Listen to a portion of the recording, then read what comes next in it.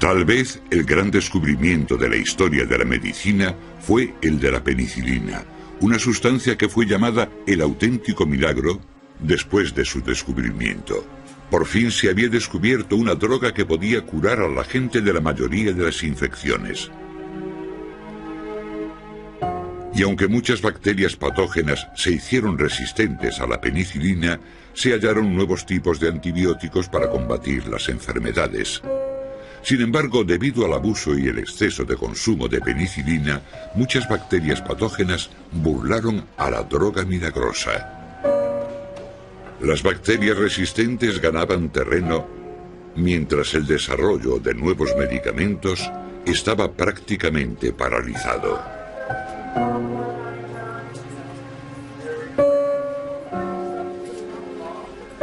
El precio del progreso, episodio 8, los últimos antibióticos.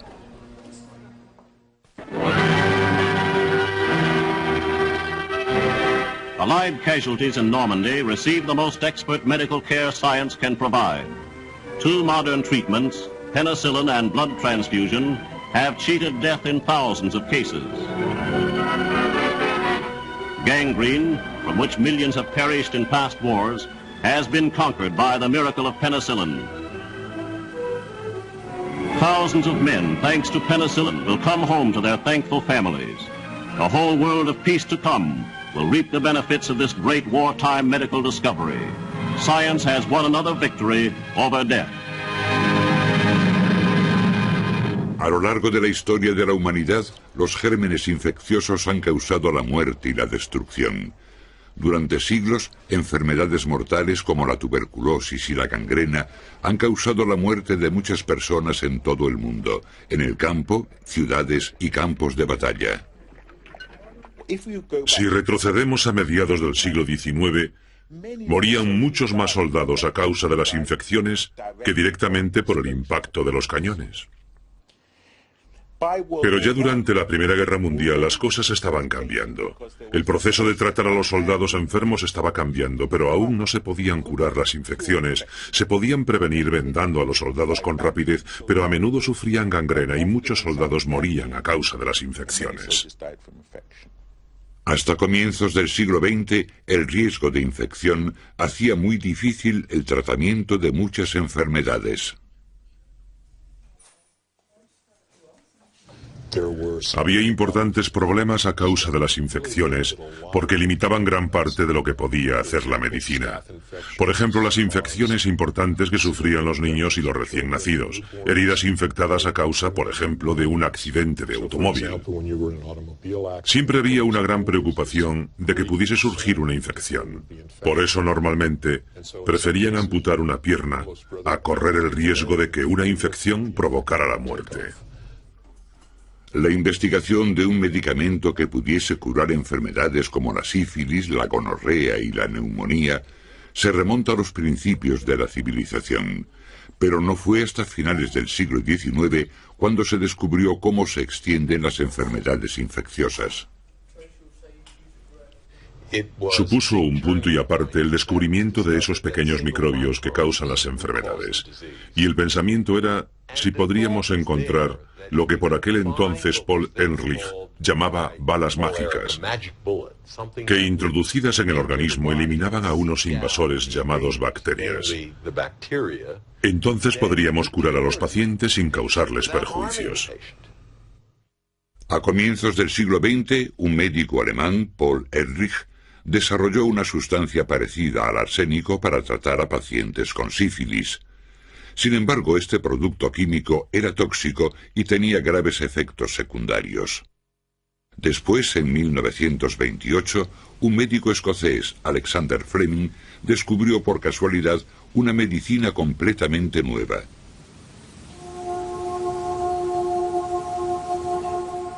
Un día, mientras trabajaba con cultivos de bacterias, Fleming descubrió una mancha de moho.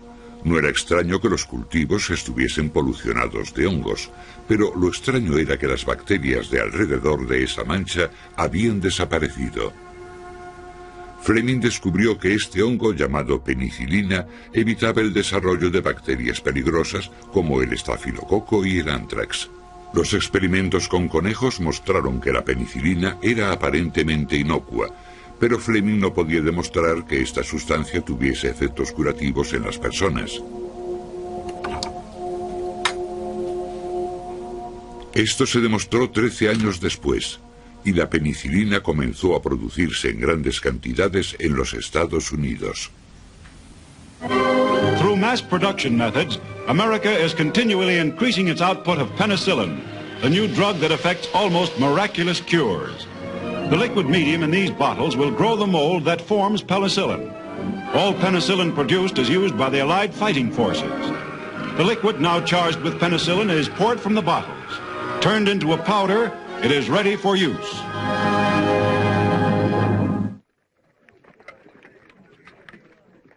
La producción de penicilina tuvo una gran importancia en la Segunda Guerra Mundial. La portada de la revista Time, en mayo del 44, decía que la medicina de Fleming salvaría más vidas que las que arruinaría la guerra.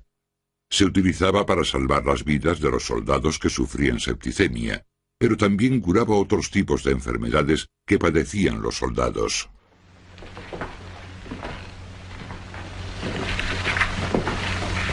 Every time there's a war, the venereal disease rate takes a jump. It's bad enough in peacetime, but now it's like a forest fire. No organization of saboteurs could do half this damage to our army. Una de las enfermedades más características entre los soldados era la sífilis. Imaginemos la Europa del año 45. Mujeres hambrientas, millones de soldados, jóvenes separados de sus novias y esposas. Fue el comienzo de una terrible epidemia de sífilis. We average 30 venereal disease cases each year out of every 1,000 men in uniform.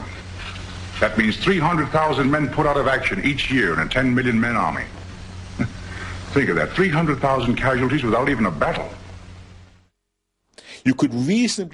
Se puede decir con certeza que de no haber existido la penicilina, la sífilis hubiese sido para Europa lo que hoy es el SIDA para África. Y gracias a esta droga maravillosa, esta droga que evitó el desastre potencial de un acontecimiento sin precedentes, es fácil entender por qué creímos que la penicilina podía resolver todos nuestros problemas.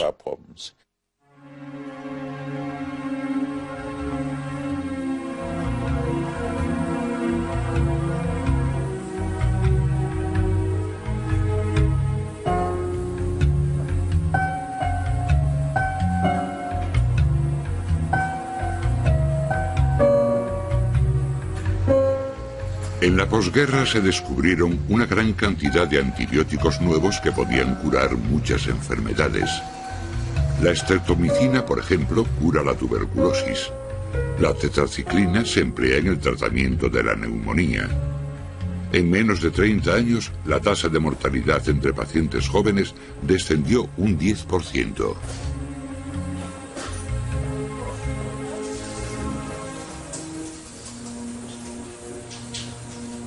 Hubo una disminución importante de la mortalidad y la hospitalización de pacientes con neumonías, con infecciones del tracto urinario e infecciones cutáneas. Creo que tuvo una incidencia enorme y creo que por eso gran parte del personal sanitario pensó que los antibióticos eran uno de los tesoros que formaban parte del armamento para tratar a los pacientes.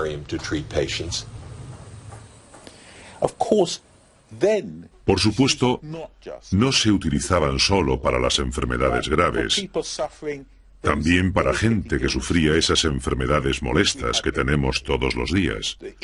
Se utilizaban en enfermedades infecciosas, irritaciones de garganta, para las irritaciones en la piel y, por supuesto, pensábamos que no solo nos hacían la vida más larga, sino también más feliz.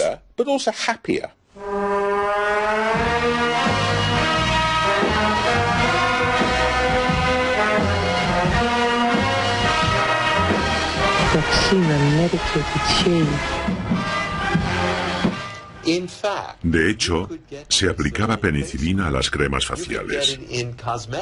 Estaba en la cosmética. Y por supuesto, funcionaba con pequeñas infecciones. Pero básicamente, la idea general que se tenía era que era una droga milagrosa de amplio espectro.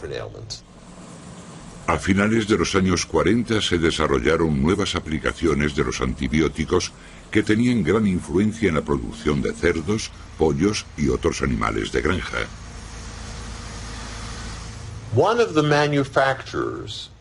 Los productores de tetraciclina, que proviene de organismos naturales, de organismos de la tierra, y que contienen grandes cantidades de proteínas, después de haber extraído la tetraciclina, intentaron darle diversos usos, como por ejemplo alimentar a los pollos y otros animales. Cuando empezaron a añadir estas carcasas de bacterias al alimento, se dieron cuenta de que los animales crecían más, con menos comida, y pensaron que habían descubierto una nueva vitamina. Pronto se dieron cuenta de que, en realidad, en estos productos había antibióticos que hacían crecer a los animales más rápido. Fue entonces cuando se dieron cuenta de que si añadían pequeñas cantidades a la alimentación durante toda la vida del animal, éste crecería más rápido que de cualquier otra manera. Así que los antibióticos se convirtieron rápidamente en una herramienta, no en una medicina. Ni siquiera se hablaba de ellos como un medicamento. Esto transforma la industria de la noche a la mañana. Los productores de animales de todo el mundo buscaban los antibióticos para añadírselos al alimento o intentaban comprarlos con ellos ya incluidos en el alimento. Nadie estaba especialmente preocupado por los efectos que podría causar más allá de los animales.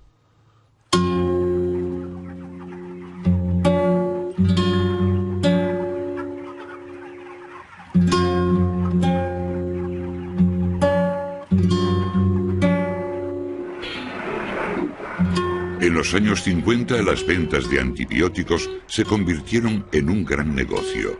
Miles de toneladas se utilizaban para combatir enfermedades y en las granjas se usaban como método de engorde.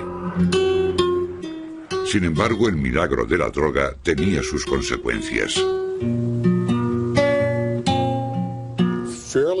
Poco después de su introducción, apareció una pequeña nube sobre el horizonte.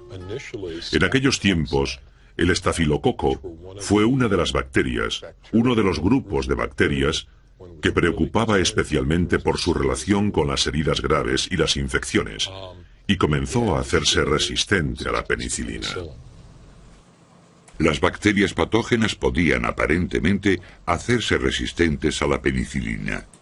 Ya en 1945, en el New York Times, Fleming advertía contra el uso incontrolado del nuevo fármaco y afirmaba que una dosis mínima era capaz de provocar un buen caldo de cultivo, porque la bacteria podía sobrevivir a pequeñas dosis. Nadie tuvo en cuenta el aviso de Fleming, y no fue hasta los años 60 cuando la gente se dio cuenta de que el milagro de las drogas podía fallar.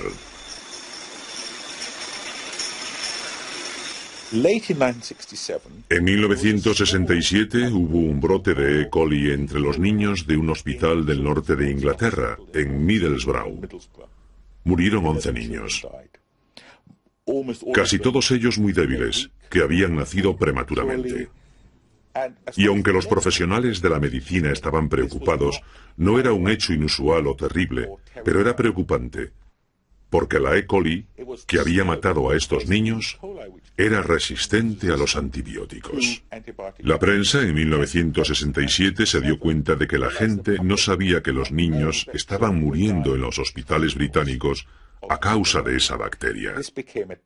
Esto se convirtió en un terrible escándalo, y E.S. Anderson, un laboratorio de salud pública con científicos muy relevantes, advirtió que era posible, aunque no podían probarlo, pero que era posible que la resistencia que había desarrollado esa bacteria se hubiese desarrollado en los animales, así que este era un ejemplo que preveía futuras epidemias mucho peores.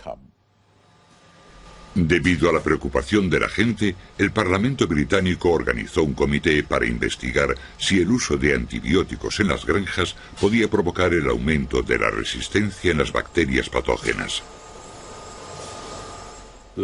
El comité de Swan, o sea, el cisne, llegó a unas conclusiones muy concretas.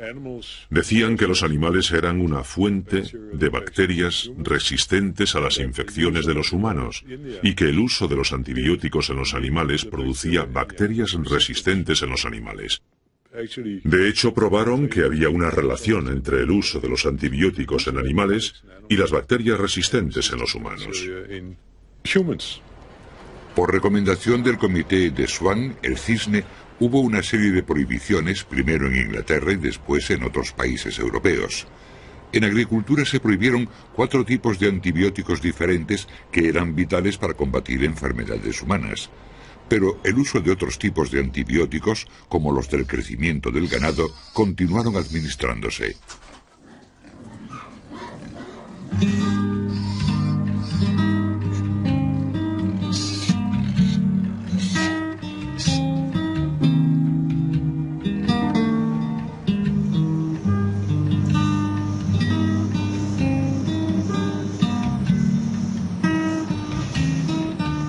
A principios de los años 70 aparecían cada vez más tipos de bacterias resistentes. El agresivo estafilococo hacía mucho tiempo que sobrevivía a la penicilina, pero entonces antibióticos de nueva generación consiguieron acabar con esta peligrosa bacteria.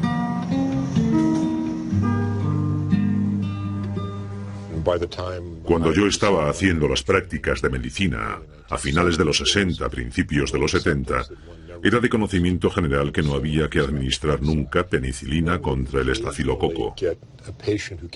Ocasionalmente aparecía algún paciente que provenía de alguna comunidad determinada que portaba una infección de estafilococo sensibles a la penicilina. Pero esto era algo muy poco corriente y comentábamos, oh mira, tiene una cadena de estafilococo sensible a la penicilina. Pero ya había una droga nueva relacionada con la penicilina original, por eso la gente no le daba demasiada importancia.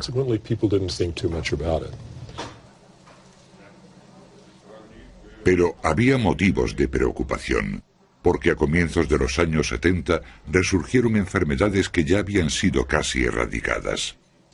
Empezaron a aumentar los casos de tuberculosis, y la gonorrea ya no respondía a varios tipos de antibióticos. Muchas bacterias patógenas comenzaron a mostrar signos de multiresistencia. Si tomamos una comunidad de bacterias de las cuales 1 o 2 han dado muestras de resistencia y le añadimos antibiótico, solo sobreviven las resistentes. Entonces ya sabemos que tenemos una comunidad de bacterias resistentes. Sí, hay armas contra ellas. Pero es como un intercambio de cromos de béisbol. Tú me das los tuyos, yo te doy los míos, pero nadie pierde los que ya tiene. Solo transmiten una copia a la nueva bacteria. No hay intención. Así es como ocurre. Pero hablamos de millones de bacterias.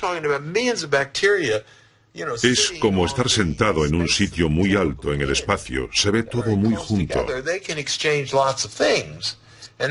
Pueden intercambiar mucha información mientras se multiplican. Si se combaten con antibióticos, pueden aumentar su resistencia. Y si no, mueren. Una de las bacterias más agresivas, el estafilococo dorado, también se ha hecho multiresistente.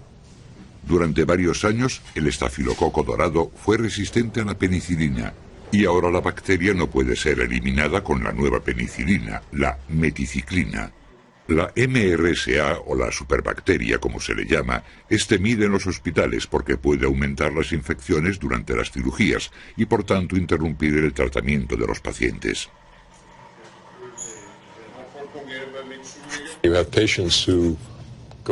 Había pacientes que se presentaban voluntarios para la investigación de algo que les permitiese volver a caminar con normalidad. Pero en lugar de eso, se pasaban meses y meses con antibióticos, hospitalización y terapia, con una incapacidad total en sus articulaciones. lo que nos demuestra que esas infecciones son devastadoras y aumentan los problemas de los tratamientos, y para cada paciente en particular es devastador. On top of a motorcycle accident, MRSA is something Bob Rice really didn't need.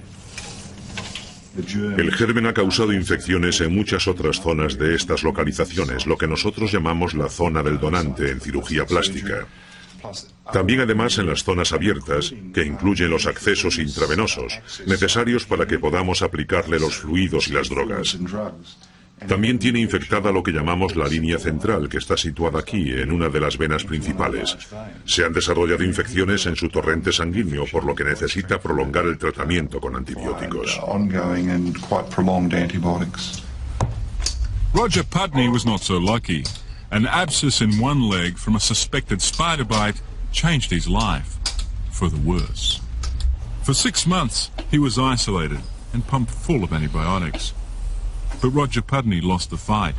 The only recourse was amputation.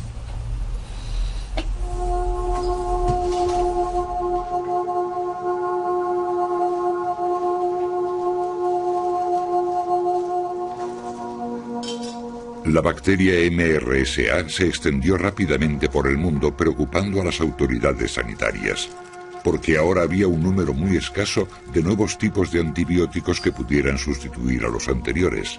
La industria química había abandonado la búsqueda de nuevos tipos de antibióticos.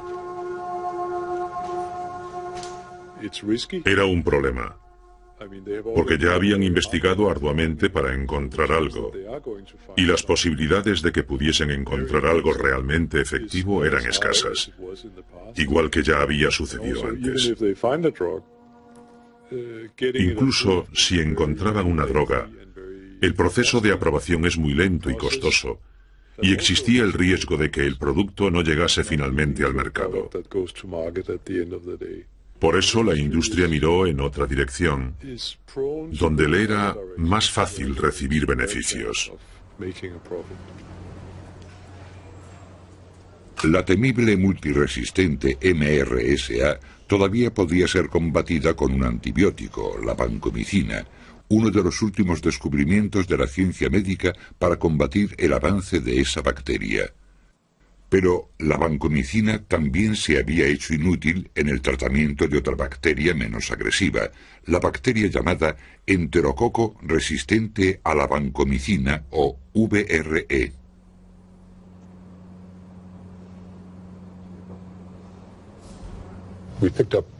Encontramos la primera cadena de VRE en 1989 y pensamos, otra vez nos surgieron las mismas dudas que cuando nos encontramos con aquellas cosas tan extrañas. El director del laboratorio clínico de microbiología me llamó y me dijo, adivina lo que he encontrado. Era algo excitante, extraño, como una novela. No le dimos demasiada importancia. Pero de repente, a lo largo de los 2 años siguientes, comenzaron a aparecer más y más y más. Y ya dejó de ser una novela y comenzó a ser un serio problema médico. En ese momento, la vancomicina estaba empezando a utilizarse para tratar el estafilococo dorado, que era resistente a la mayoría de los antibióticos. Era un antibiótico que salvaba vidas, pero ahora teníamos una nueva bacteria resistente a la vancomicina. Eso no era bueno. Recuerdo que había hospitales en los que causaba muchos problemas, en otros no. Pero a mediados de los años 90, en prácticamente todos los hospitales había VRE. En este hospital hubo muchos muertos a causa del enterococo resistente a la vancomicina, VRE. Murieron algunos pacientes que si se hubiesen infectado con el esterococo sensible hubiesen podido salvarse. Eran pacientes que habían recibido tratamientos horribles, como quimioterapia para el cáncer o un trasplante de médula ósea o algo similar. Pero habíamos realizado el trasplante de médula ósea con la seguridad de que podíamos combatir cualquier infección que se presentara y de repente ya no le podíamos dar esa seguridad a los pacientes. Ya no les podíamos decir, no se preocupe, si tiene una infección podemos tratarla. Por eso hubo muchos muertos. En pocos años, la bacteria VRE se extendió rápidamente.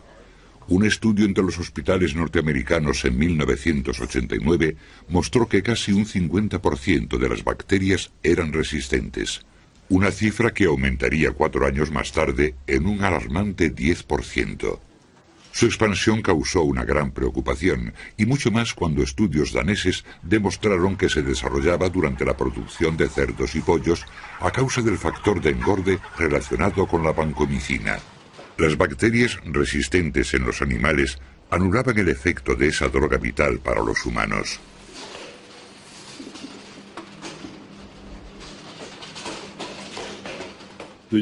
Se había seleccionado avoparcin para combatir el enterococo resistente a la vancomicina en la producción de cerdos y de pollos.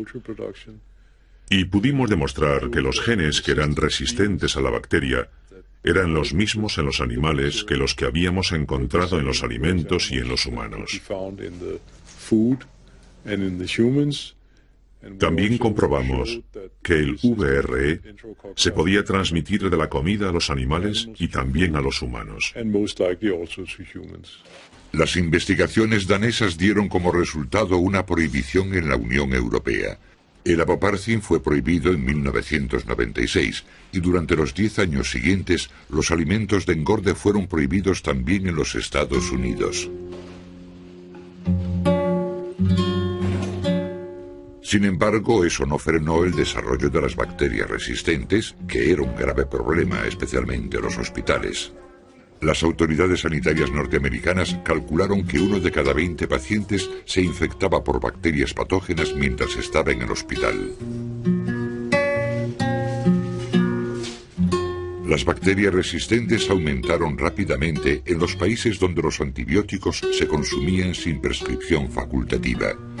Y en los países donde sí se requería, los pacientes presionaban a los médicos para que les recetasen antibióticos aunque no los necesitasen. La Organización Mundial de la Salud calculó que en los tratamientos de infecciones bronquiales, más de un 80% del uso de antibióticos era completamente innecesario. El abuso y el mal uso sin necesidad terapéutica lo único que produce es más resistencia. Eso no quiere decir que no necesitemos los antibióticos, pero tenemos que usarlos de modo que no provoquemos un impacto en el desarrollo de otras bacterias. Hay que tratar al paciente para que se recupere. Eso es todo. Pero si se utilizan 5 veces más de lo necesario o para un resfriado vírico no bacteriano, provocarás un impacto y arruinarás las bacterias sensibles y las transformaremos en resistentes. Las bacterias patógenas resistentes han sido clasificadas recientemente como uno de los 3 grandes problemas sanitarios del mundo. Como dice la OMS, la probeta de las drogas nuevas se está secando. Actualmente resurgen con virulencia antiguas enfermedades. La tuberculosis mata ahora a más de 2 millones de personas cada año. La mayoría muere por una nueva bacteria de la tuberculosis multiresistente.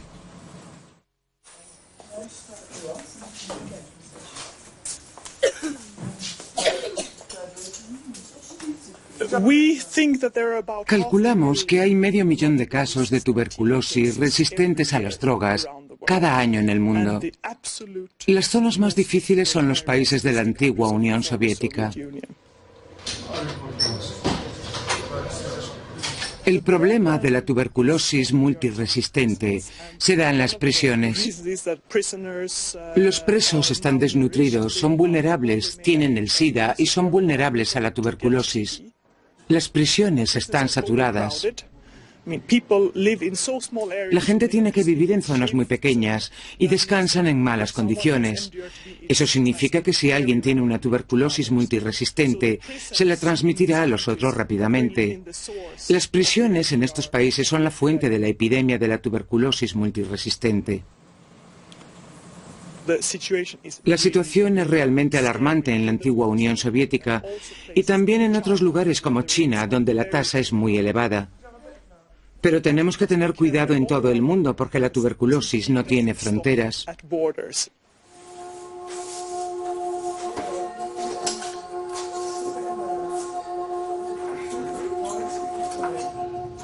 Durante los últimos 50 años ha habido un gran avance de los antibióticos que nos permitió creer que todo era maravilloso.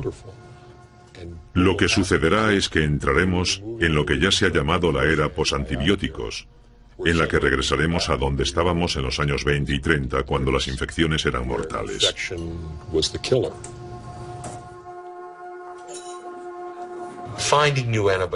Encontrar antibióticos nuevos no es fácil. Las empresas que lo pueden hacer no lo están haciendo, y la resistencia aumenta. No hay nuevas drogas, lo que empeora el problema.